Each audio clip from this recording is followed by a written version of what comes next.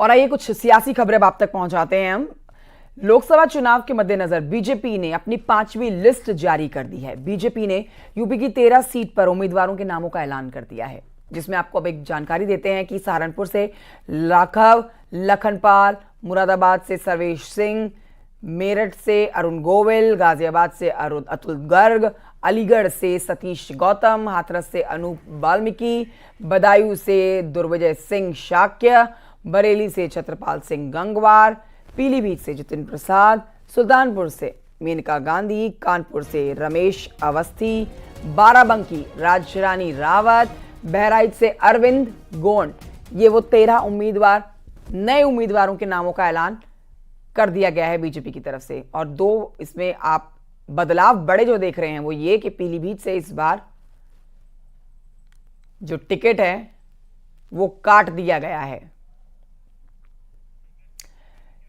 संकेत मिश्रा हमारे साथ, हमारे सहयोगी और जानकारी के साथ जुड़ गए इस खबर पर। संकेत मिश्रा, एक बार आपसे विस्तार से जानकारी लेना चाहेंगे। देखिए, होली का रंग तो चढ़ा ही हुआ है, लेकिन ये सियासत का जो अब इस तरह से बड़ा बदलाव देखा जा रहा है, जिसमें कयास लगाए जा रहे थे कि कुछ के टिकट कटेंगे, कुछ नए चेहरे शामिल हो जाएंगे, वही बड़े बदलाव जो 13 लोकसभा चुनाव के कैंडिडेट के नामों के नाम घोषित किए गए हैं उनमें देखे जा रहे हैं। बिल्कुल, देखिए, लोकसभा की जो पहली सूची आई उसमें उसके बाद 25 जो लोकसभा की सीटें थी उनको होल्ड पर रखा गया था। चर्चा पूरी तरीके से यही थी कि होल्ड पर जो सीटें हैं इनमें से कई नामों पर भारतीय जनता पार्टी का शीर्ष नेतृत्व तो दोबारा सहमति नहीं जताएगा, यानी कि कई के टिकट कटेंगे। इसमें अगर बात की जाए, सूची आई तो सूची में भी कुछ यही हुआ। वरुण गांधी पीलीभीत से सांसद थे, वरुण गांधी का टिकट भारतीय जनता पार्टी ने काट दिया। उनकी जगह उत्तर प्रदेश सरकार में पीडब्ल्यूडी मंत्री हैं जितिन प्रसाद, उनको पीलीभीत से टिकट दिया। इसी तरीके से बदायूं की अगर बात की जाए तो संघमित्रा मौर्य, जो कि स्वामी प्रसाद मौर्य की बेटी हैं, वो भारतीय जनता पार्टी से वहां से सांसद हैं, उनका टिकट भी भारतीय जनता पार्टी ने काट दिया है इस बार। उनकी जगह पे अपने जो संगठन के चेहरे हैं दुर्विजय साक्य, जो कि वहां से क्षेत्रीय अध्यक्ष भी हैं, बदायूं के रहने वाले हैं और भारतीय जनता पार्टी के संगठनात्मक ढांचे से वो निकले हुए हैं, उनको वहां से प्रत्याशी बनाया है दुर्विजय साक्य को, बदायूं से संघमित्रा मौर्य का टिकट काट के।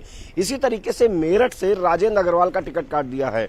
उनकी जगह पर अरुण गोविल, जो कि रामायण में राम का पात्र है, अरुण गोविल जिस तरीके से राम मंदिर का जब शिलान्यास हुआ तो बहुत चर्चा में भी आए, और अरुण गोविल को मेरठ से भारतीय जनता पार्टी ने टिकट दिया है राजेंद्र अग्रवाल का टिकट काटकर। इसके अलावा बरेली से अगर बात की जाए तो बरेली से संतोष गंगवार, केंद्र में मंत्री भी रहे हैं, कई बार के सांसद हैं, उनका भी टिकट भारतीय जनता पार्टी ने काट दिया। उनकी जगह पर नए चेहरे छत्रपाल गंगवार को चुनावी मैदान में उतारा है। इसी तरीके से बाराबंकी से उपेंद्र रावत, जो कि मौजूदा सांसद थे, उनको इस बार पहली सूची में हालांकि उनका नाम भी था लेकिन उनका टिकट काट दिया गया है। उनकी जगह पर राजरानी रावत को मौका दिया गया है। तो भारतीय जनता पार्टी की जो 13 प्रत्याशियों की सूची है, इसमें कई प्रत्याशी ऐसे हैं जिनको भारतीय जनता पार्टी ने दोबारा मौका दिया है। बाकी में और न्यूज़ 18 के सोर्सेज इतने पक्के हैं संकेत के, ये जानकारी हमने सोर्सेज के हवाले से पहले अपने दर्शकों को दे दी थी और यही बदलाव हमने अब ये 13 नाम जो जारी किए गए हैं नई लिस्ट में उसमें देख सकते हैं।